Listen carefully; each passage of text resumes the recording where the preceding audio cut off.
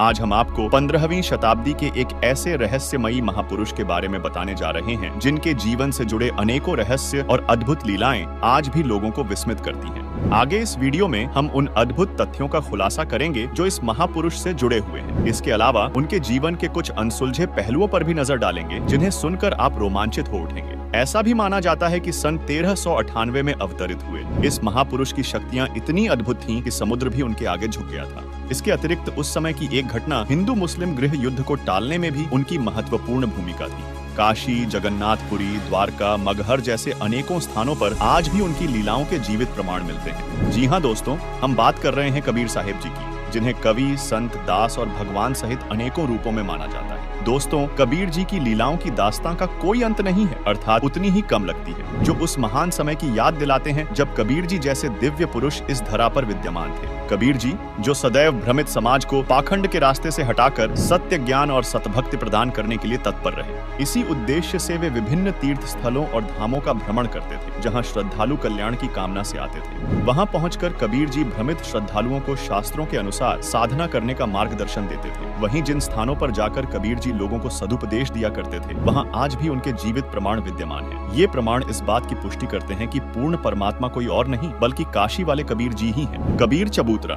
समुद्र भी झुका कबीर परमेश्वर के आगे। जगन्नाथपुरी ओडिशा का एक प्राचीन तीर्थ स्थल है जो भगवान जगन्नाथ के भव्य मंदिर के लिए जाना जाता है। इस मंदिर के सामने समुद्र तट पर स्थित कबीर चबूतरा एक ऐसा स्थान है जो अपनी अद्भुत कहानी और चमत्कारों के लिए विश्व प्रसिद्ध है। यह चबूतरा उस पवित्र भूमि को चिह्नित करता है जहाँ कबीर साहिब जी ने अपनी दिव्य शक्ति से तूफानी समुद्र को मंदिर को नष्ट करने से रोक दिया था। यह घटना 16वीं शताब्दी में घटी थी जब उड़ीसा के राजा इंद्रदमन, जो कि भगवान श्री कृष्ण के प्रबल भक्त थे, उन्होंने स्वप्न में भगवान श्री कृष्ण के आदेश पर जगन्नाथ मंदिर का निर्माण करवाया था। लेकिन दुर्भाग्यवश मंदिर बार बार विनाशकारी समुद्री तूफानों का शिकार बनता था। राजा इंद्रदमन निराश हो गए। इसी समय कबीर साहिब जी संत रूप में उनके पास पहुंचे और उन्हें मंदिर का पुनर्निर्माण करवाने के लिए प्रेरित किया, क्योंकि काल ब्रह्म ने कबीर परमेश्वर से एक बार मंदिर बनवाने का वचन लिया था। कबीर जी अपने उसी वचन अनुसार राजा को आश्वस्त किया कि अब समुद्र मंदिर को नहीं तोड़ेगा। राजा पहले तो संशय में था, लेकिन उन्होंने कबीर साहिब जी पर विश्वास किया और मंदिर का निर्माण शुरू करवा दिया। जैसे ही मंदिर बनकर तैयार हुआ, भीषण समुद्री तूफान आया और 40 फीट ऊंची लहरें मंदिर की ओर बढ़ने लगी। लेकिन कबीर साहिब जी ने अपनी दिव्य शक्ति से तूफान को शांत कर दिया और समुद्र पीछे हट गया। इस चमत्कार ने सभी को आश्चर्यचकित कर दिया और राजा इंद्रदमन कबीर साहिब जी के चरणों में झुक गए। जिस चबूतरे पर बैठकर कबीर साहिब ने समुद्र को रोका था, उस स्थान पर कबीर चबूतरा नाम से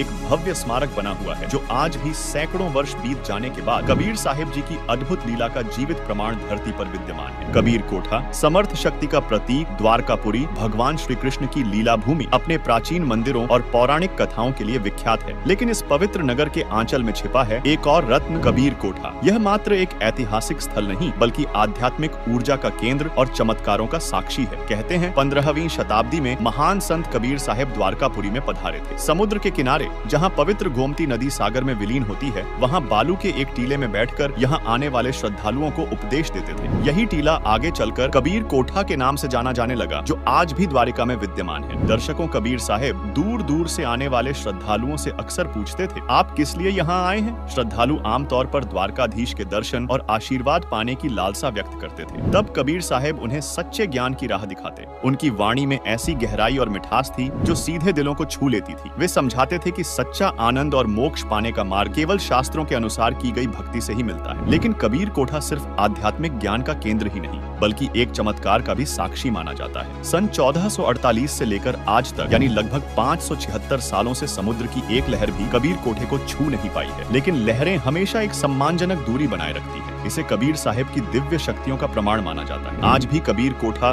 तीर्थ यात्रियों और आध्यात्मिक साधकों को अपनी ओर खींचता है। कबीर साहिब की वाणी के कुछ अंश वहाँ लिखे हुए मिलते हैं जो जीवन में सत्य का मार्ग दिखाने में सहायक है। कबीर कोठा न सिर्फ आपको कबीर साहिब के जीवन और शिक्षाओं से परिचित कराता है बल्कि आपको आध्यात्मिक जागरण की ओर भी प्रेरित करता है। कबीर वट, सूखी टहनी से वट वृक्ष तक। गुजरात प्रांत में भरूच शहर के पास उसके पास शुक्ल तीर्थ नाम का गांव था, जिसमें जीवा और दत्ता उर्फ तत्वा नामक 2 ब्राह्मण भाई रहते थे। पिछले पुण्य कर्मों के फलस्वरूप उनमें सत्संग सुनने की रुचि थी, जिससे उन्होंने मोक्ष को जीवन का मुख्य उद्देश्य समझा, जिसके लिए पूर्ण संत की खोज में वे देश भर के प्रसिद्ध संत, महंतों, ऋषि महर्षियों से मिलकर ज्ञान प्राप्त करने का प्रयास किया। लेकिन वो सच्चा संत नहीं ढूंढ पाए, क्योंकि सभी के प्रवचन एक जैसे लगते थे। कई वर्षों तक जीवा और दत्ता ने अनेक संतों के सत्संग सुने, उनकी शिक्षाओं को ग्रहण किया, लेकिन सच्चा संत कौन है, यह पहेली सुलझ नहीं पाई। एक दिन हताश होकर उन्होंने अपने आंगन में एक सूखी टहनी लगाई। निर्णय लिया कि जिस संत के चरणामृत से यह टहनी हरी हो जाएगी, वही तत्वदर्शी संत होगा। इसके बाद जिस भी संत के सत्संग में वे जाते तो उनका चरणामृत लाकर टहनी को सींचते, पर टहनी हरी नहीं हो रही थी, जिससे उन्हें निराशा घेरने लगी। 1 वर्ष बीत गया, पर पूर्ण संत का दर्शन नहीं हुआ। जीवा और दत्ता अत्यंत दुखी हो गए। बिना गुरु के उन्हें अपने जीवन का भविष्य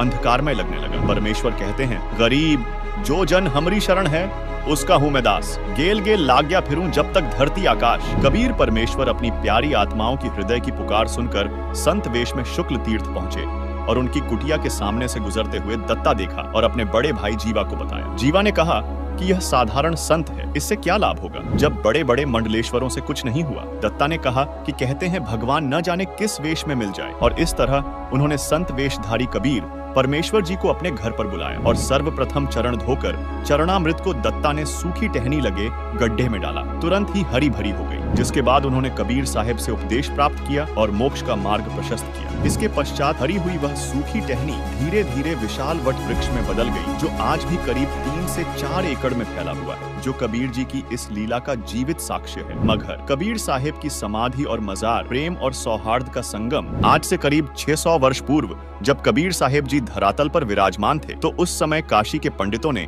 यह भ्रम फैला रखा था कि काशी में मरने वाला स्वर्ग में अजात है और मगहर में मरने वाला गधा बनता है, वो नरक जाता है। उन सभी का भ्रम निवारण करने के लिए कबीर साहिब जी ने मगहर में शरीर त्यागने का निर्णय लिया। कबीर साहिब जी व उनके शिष्य, जिनमें हिंदू और मुस्लिम दोनों धर्मों के लोग शामिल थे, सभी ने काशी से मगहर के लिए प्रस्थान किया। दूसरी तरफ काशी के राजा बीरदेव सिंह बघेल और मगहर के सुल्तान बिजली खां पठान भी अपने गुरुदेव का अंतिम संस्कार अपनी धार्मिक रीति रिवाज से करने के लिए अपनी अपनी सेना लेकर मगहर पहुंच गए। एक और अद्भुत लीला जो उस समय कबीर परमेश्वर ने मगहर में की, उन्होंने वहां शिव जी के श्राप से सूखी पड़ी आमी नदी को अपने आशीर्वाद से जल से लबालब भर दिया। फिर उसमें स्नान करने के उपरांत परमात्मा ने एक चद्दर नीचे बिछाई और एक अपने ऊपर ओढ़ ली। दोनों धर्मों के लोग यही सोचने लगे कि अंतिम संस्कार हम अपनी रीति से करेंगे, चाहे इसके लिए हमें लड़ना भी पड़ जाए। परंतु कबीर साहब जाने जान थे। उन्होंने कहा, नादानो, क्या मैंने 120 वर्षों तक यही शिक्षा दी थी? इस मिट्टी का तुम क्या करोगे? चाहे फूंक दो या गाड़ दो, इससे क्या मिलेगा? तुमने मेरी शिक्षा से क्या सीखा है? सुन लो, यदि झगड़ा किया तो मुझसे बुरा कोई नहीं होगा। वे जानते थे कि कबीर साहब परम शक्तिमान हैं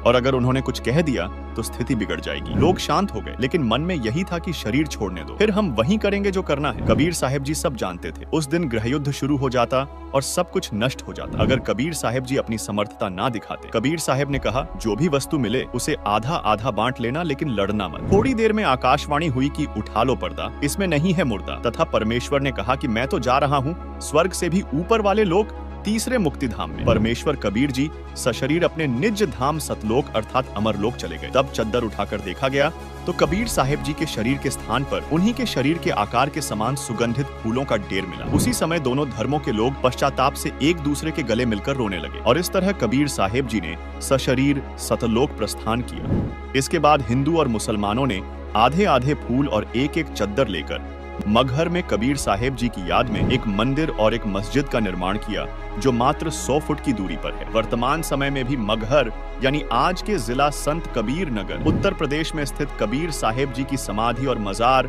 हिंदू और मुस्लिम समुदायों के बीच जो कबीर साहिब जी की मगहर लीला का जीवित प्रमाण है। इसके अलावा काशी नरेश बीर सिंह बघेल द्वारा कुछ फूल काशी में लाकर कबीर चौरा नाम से एक यादगार बनाई गई, जो काशी बनारस में आज भी विद्यमान है। परंतु उनके अस्तित्व और प्रभाव के लिए पर्याप्त सबूत आज भी पृथ्वी पर मौजूद हैं। उनकी शिक्षाएं आज भी उतनी ही प्रासंगिक हैं और उनके दोहे दुनिया भर के लोगों को आध्यात्मिकता की ओर प्रेरित करते हैं। अतः कबीर साहिब के बारे में विस्तार से जानने के लिए देखिए प्रतिदिन संत रामपाल जी महाराज YouTube चैनल।